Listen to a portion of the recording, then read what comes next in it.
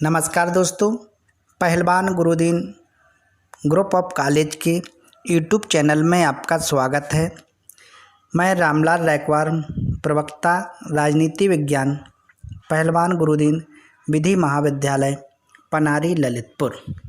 आज हम भारतीय राजनीति में जाति एक वरदान एवं अभिशाप है, इस विषय पर चर्चा करेंगे। भारतीय राजनीति में जो जाति का प्रभाव रहा है वो भारतीय राजनीति के लिए एक अभिशाप है या वरदान। इन दोनों विषयों पर आज हम विस्तृत अध्ययन करेंगे। जाति का प्रभाव। जहाँ तक जाति के प्रभाव का प्रश्न है, इसका प्रभाव प्रमुख रहा है। इस संबंध में बेकर महाशय जी ने कहा है कि अखिल भारतीय स्तर पर जाति के प्रभाव को किनारे पर देखा जा सकता है, परंतु भारत में कोई भी राज्य इसके प्रभाव से अछूता नहीं है। इसी प्रकार मॉरिस जोन्स ने जाति के प्रभाव के संबंध में कहा है कि उच्च नेतृत्व चाहे जाति विहीन समाज की घोषणा करे, परंतु गांव के लोग जिन्हें नवीन मताधिकार प्राप्त हुआ है केवल परंपरा की राजनीति की भाषा समझते हैं, जो कि जाति के इर्द गिर्द घूमती है।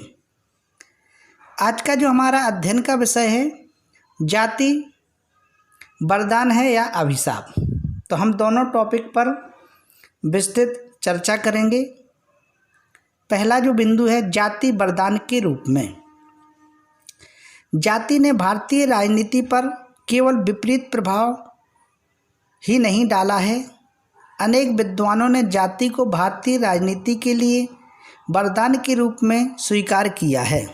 इस विद्वानों के अनुसार जाति निम्न प्रकार से भारतीय राजनीति में वरदान के रूप में उभरी है।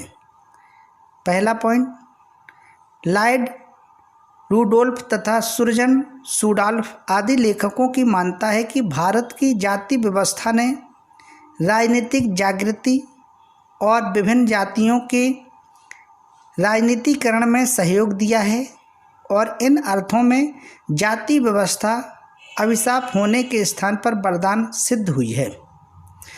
दूसरा जो नंबर है, भारत में जाति के आधार पर संगठित होने वाले समूहों से देश के आधुनिकीकरण और संसदीय शासन को कार्यरूप देने में सहायता मिली है।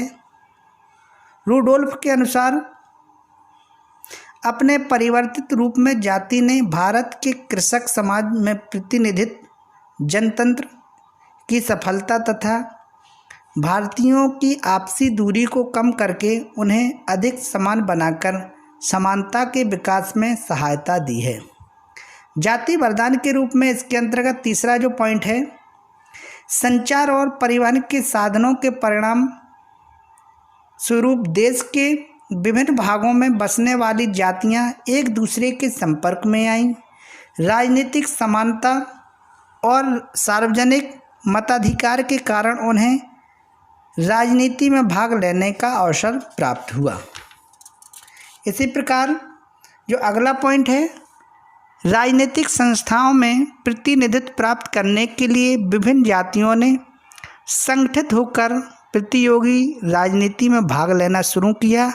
इससे उनमें राजनीतिक चेतना और राजनीति में भागीदारी होने की आकांक्षाएं प्रबल हुईं।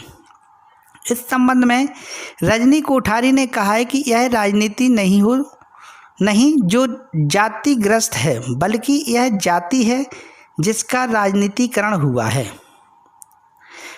भारतीय राजनीति में जाति एक वरदान के रूप के अंतर्गत अगला जो पॉइंट है, वर्तमान समय परिवर्तन की स्थिति में है, नेतृत्व दिशा विहीन है, उसकी कथनी और करनी में अंतर है, समस्याओं का ही सही समाधान नहीं हो पा रहा है, आकांक्षाओं और उपलब्धियों में महान अंतर है। ऐसी स्थिति में किसी ऐसे तत्व की आवश्यकता है जो इस तनाव को समाप्त करने में अपनी भूमिका का निर्वाह कर सके।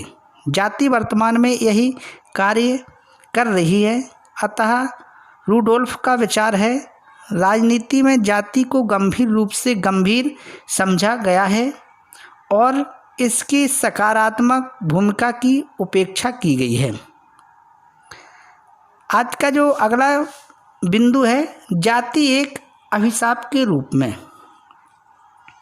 इस संबंध में भारतीय राजनीति में जाति के प्रभाव को वरदान के रूप में जिन विद्वानों ने स्वीकार किया है उनके विचारों में सत्यांश है, परंतु इन विचारों को पूर्णतः सत्य नहीं कहा जा सकता।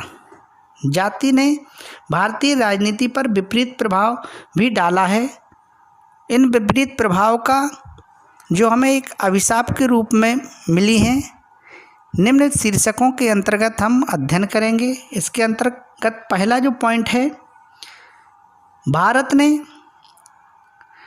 जाति के राजनीतिक आधुनिकीकरण पर विपरीत प्रभाव डाला है। इसने राष्ट्रीय एकीकरण के मार्ग में बाधाएं उपस्थित की हैं।